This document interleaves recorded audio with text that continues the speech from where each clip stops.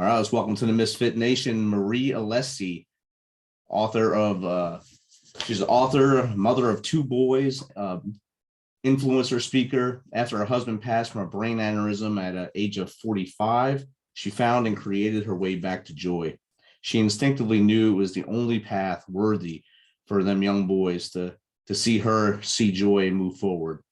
Her husband had taught her the concept of two choices, and this one was made in his honor. To make him proud, Maria has become the shining example of choosing love over fear and sadness. Welcome to the show, Marie. Thank you so much for having me. Thank you. I really appreciate it. It's great that we're able to connect from across the world in two different seasons right now. So it's you're in the joyous season. Coming from summer season in Australia. Yeah. We're in the gloom of winter here in the States. So let me bring some sunshine to your life right now. Thank you. Bring it. It'll be much enjoyment here for sunshine. Yeah. So if you don't mind, Maria, just tell us a little bit about your background from as far back as you want to go to where we are now. Okay, well, I'll try to do the nutshell version, then you can ask me whatever you like in more detail. So my nutshell story is I was born in Austria, in Vienna, and flew to Australia the first time when I was 25 years old. Absolutely loved it. It was a really strong calling that led me to this country, and knew instantly I had to make Australia my home, which happened about 7 years later. So in 2004, I moved here for good, met my husband in 2005, got married in 2006. If somebody would have told me that beforehand, you would meet a man on the other side of the world and marry him within 10 months and 10 days of meeting him, I would have asked them if they're absolutely nuts, to be quite frankly, here. So, but then when I met Rob and he proposed, I was like, of course, there was no questions asked apart from marry me. And it was really incredible meeting someone and knowing in your heart for sure that this is the right person for you was incredible. I never knew this would be possible on such a level.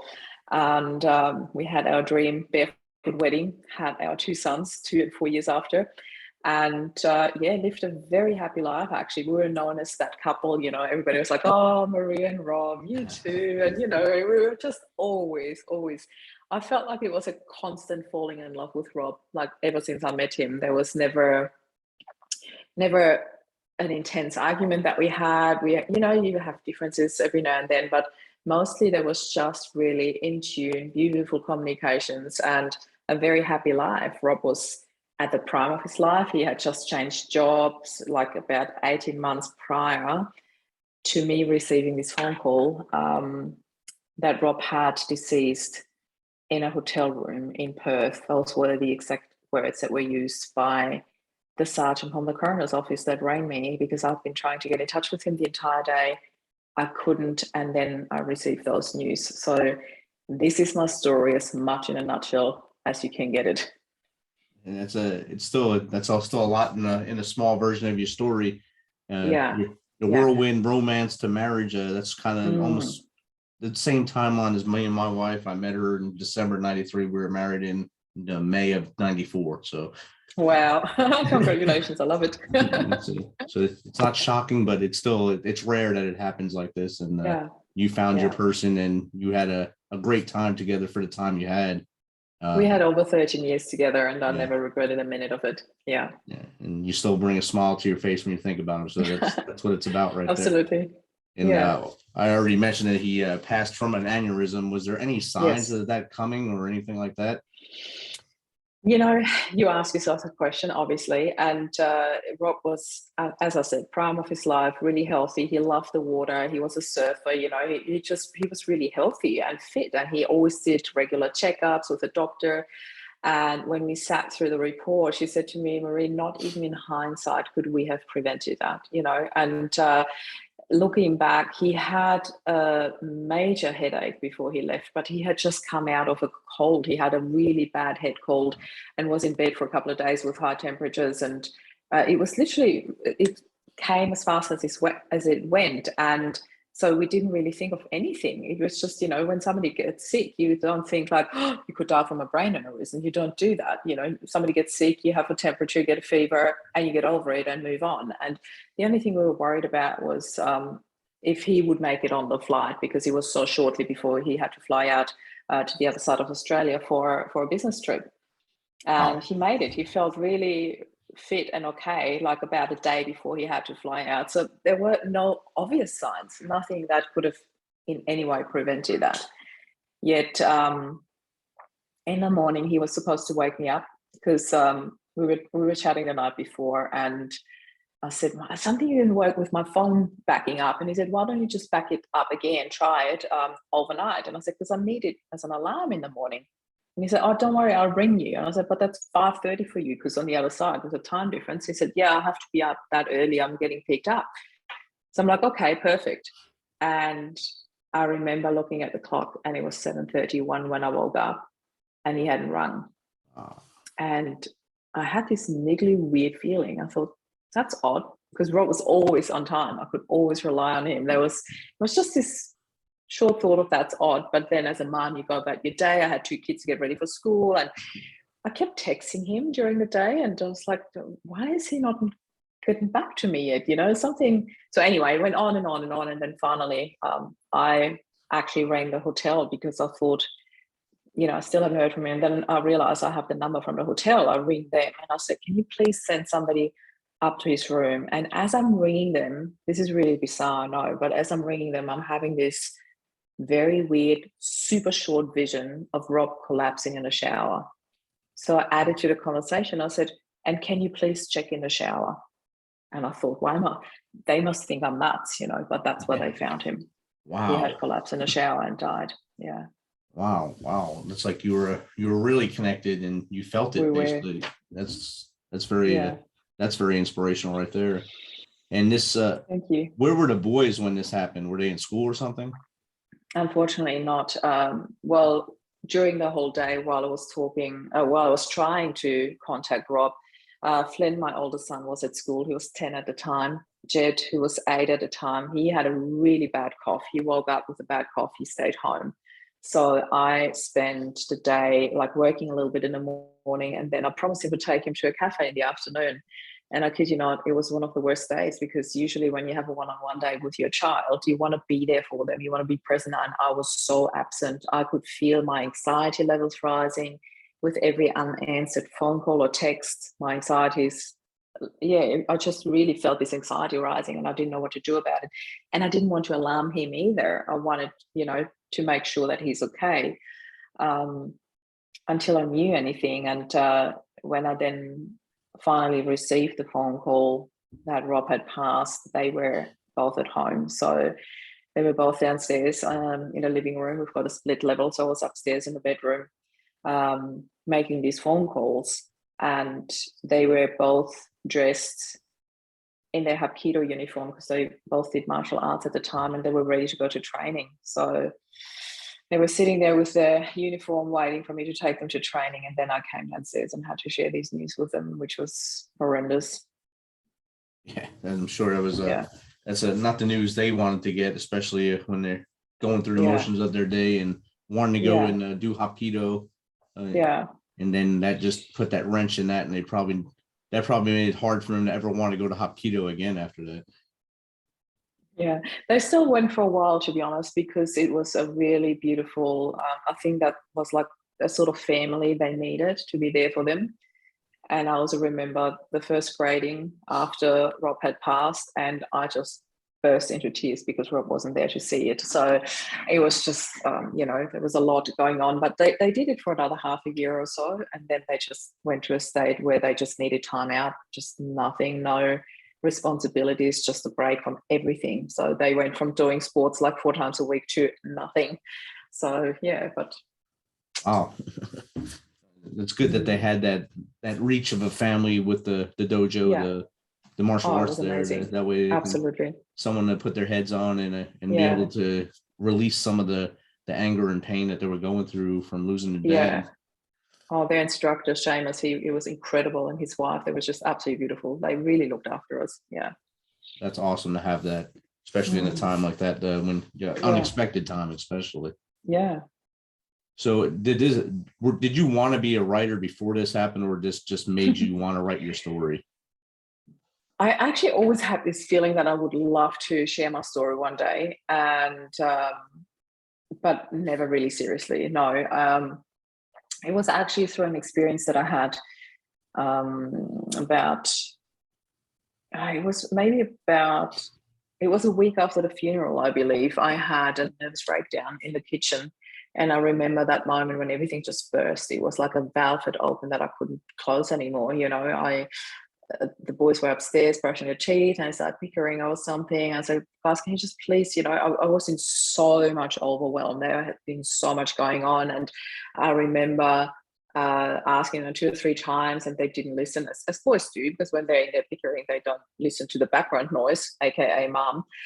They were just going on. And then I literally heard myself yelling out. I was like, I just need peace and quiet, just like that. And the moment I said that, something snapped.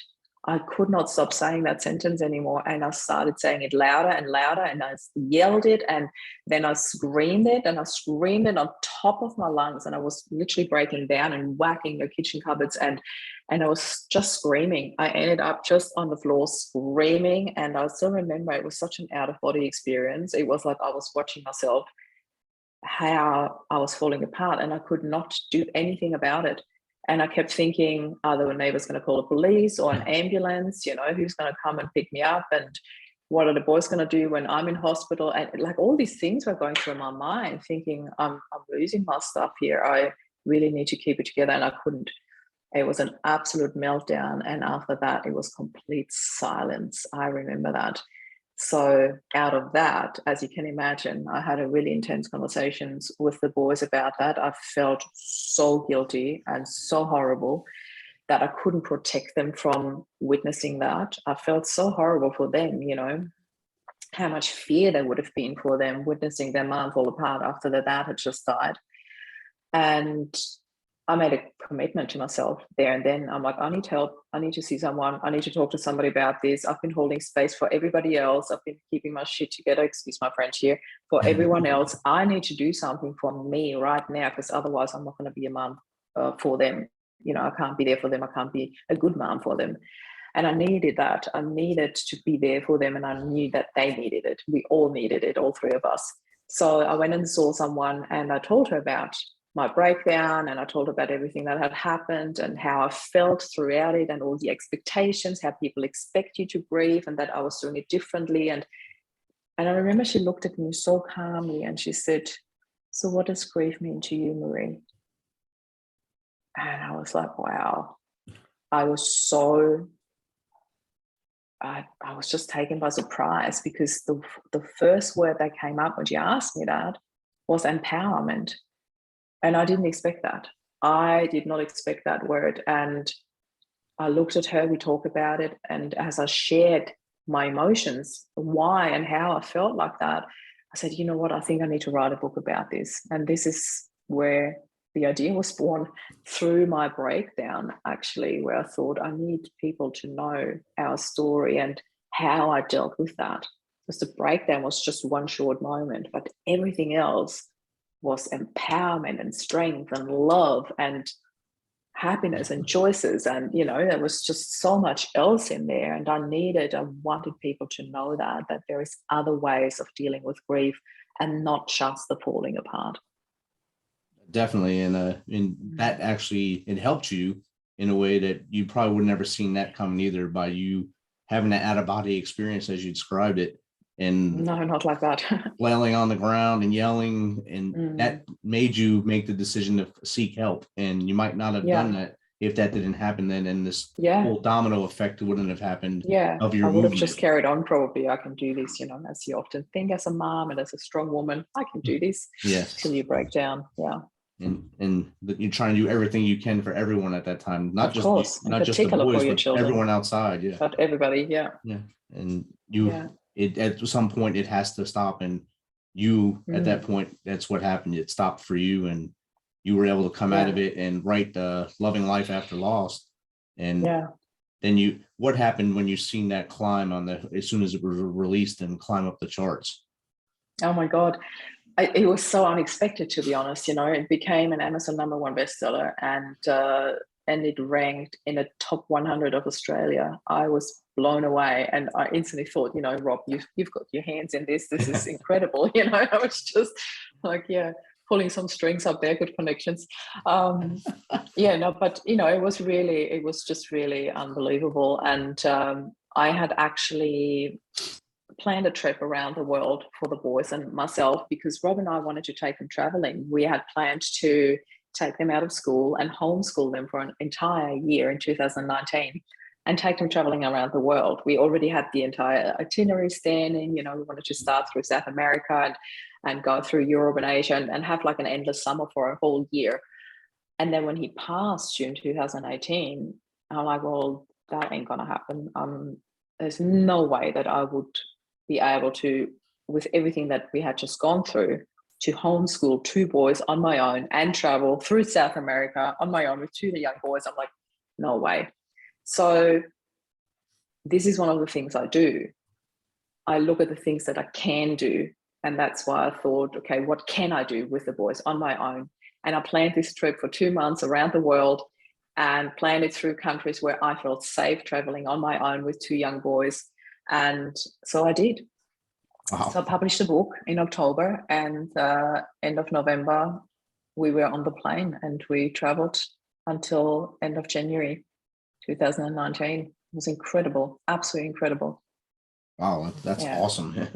And I'm sure the Yeah. experience for them was amazing to see all other It places was. around the world and Yeah, experience the it was cultures. exactly what we needed, you know, new memories, happy memories, creating something for the 3 of us. And that's where, when I was in Vienna, like we spent Christmas in Vienna, or in my hometown where I was born.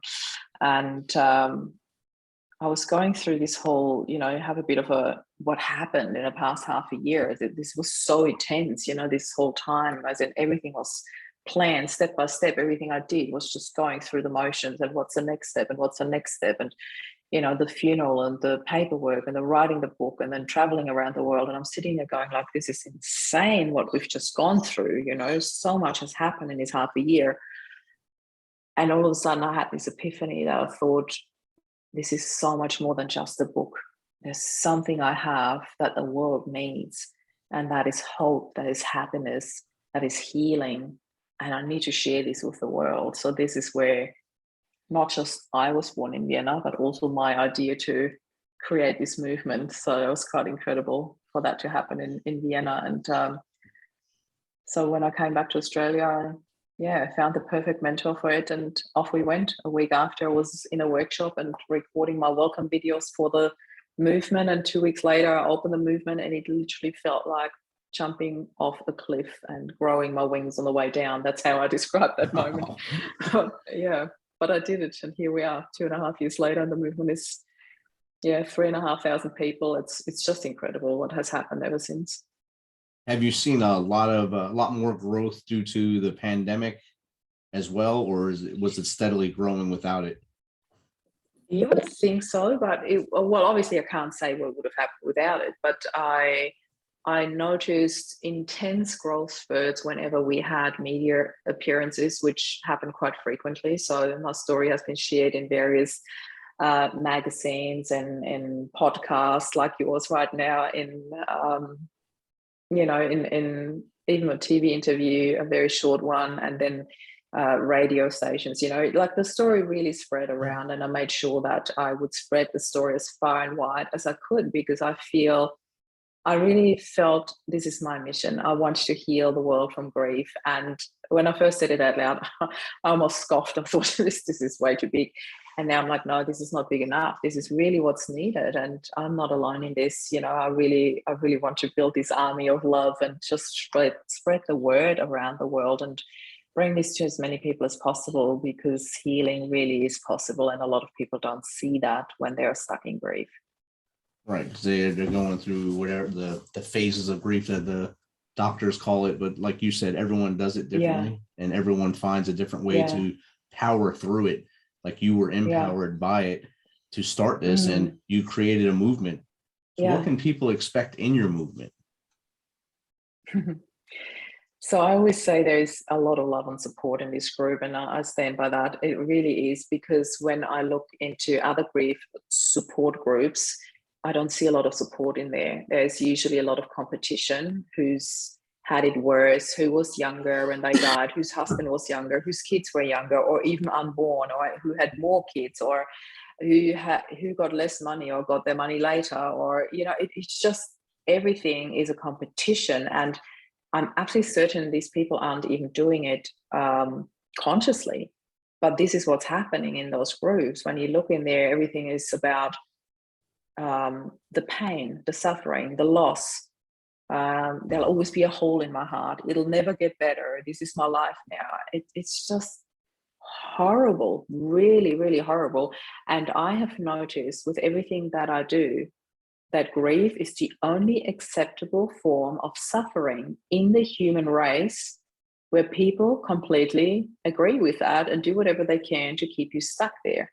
If that was a physical or any other illness, a mental form of illness, whatever we are talking about here, people would focus on the healing. But in grief, for whatever reason, nobody does. I don't get it. I really don't understand that. Yet I did something to do it differently. And this is why I created Loving Love After Loss. So in my group, I have healing journeys available. So people, when they come in, there's a free healing journey as a welcome gift. It's called From Grief to Relief. I share my 7 simple steps. I'm not saying they're easy, but simple steps, how you can actually move out of those really depths of suffering, the depth of the pain that you feel, how you can slowly but surely move yourself out, step back into empowerment, shift your perspectives around it. Everything is a shift in perspective. Every meaning is the meaning that we give it. And sometimes the we is the society, how we've learned what meaning we put on grief, or sometimes it's our own. But we have the power to change this. We have the choice, key word, to change this. And that's what I offer in my group. So it's a free healing journey. There's also a beautiful program, a group program that is called The Blank Canvas, quite self-explaining. Really, it is a blank canvas. When somebody dies in your life, you can see it as the end of the road or as a blank canvas. What do I put on this canvas? How do I want to create my life from there on in?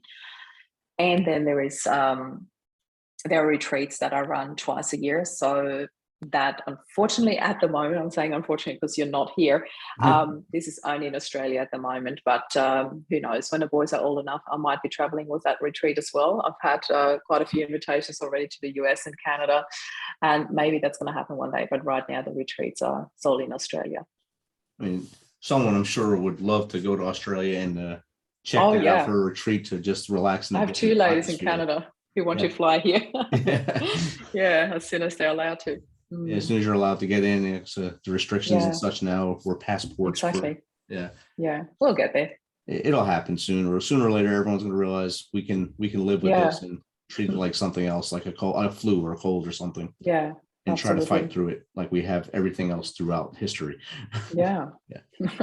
Correct. I mean, you said something earlier about how we don't try to heal someone that's grieving, and that's obvious in history. You would see, like, if your husband died and you were in the 1940s or 50s, you would be expected to wear black for a year or 2 after that to show that you were grieving. If not, then you were a bad person. Or 10 if you're Italian. Yeah. Yes. I didn't want to go with the Italian portion, but